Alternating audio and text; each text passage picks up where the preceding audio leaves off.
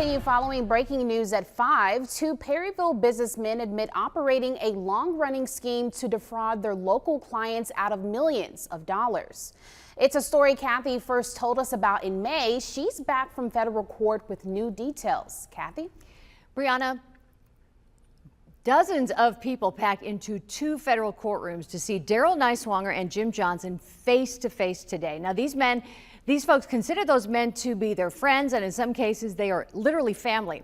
But each and every one of them lost the money they entrusted to Johnson Niswonger Financial Resources.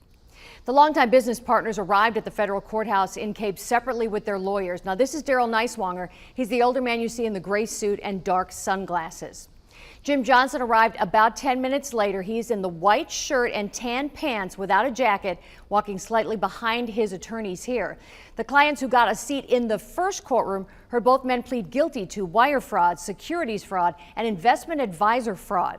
Assistant U.S. Attorney Gwendolyn Carroll says Niswonger agreed to plead to 5 counts of wire fraud, but Johnson just 1. Afterwards, Carroll told me with the losses in this case at an estimated $4.5 million, the victims are never going to be made whole. There's only so much we can do to make these victims financially whole. But the really amazing thing here is that I don't think that Daryl Niswonger and James Johnson had a plan.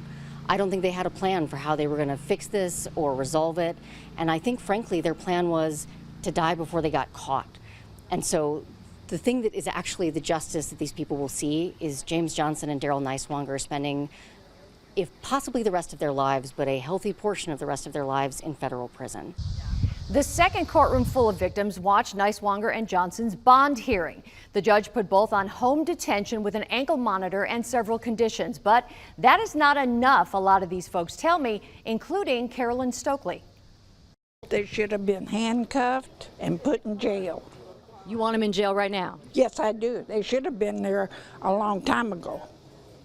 They got me for over $400,000, and that doesn't include any interest. I should have just buried it in the backyard. And Mr. Niswonger's daughter is married to my grandson.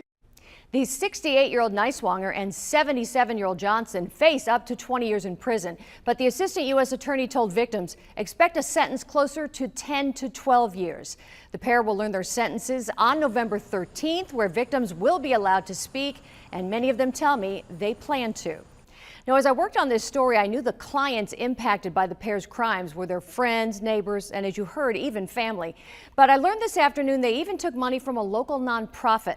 I'll tell you about that and what the men admitted spending all that money on as my coverage continues at 6. Brianna.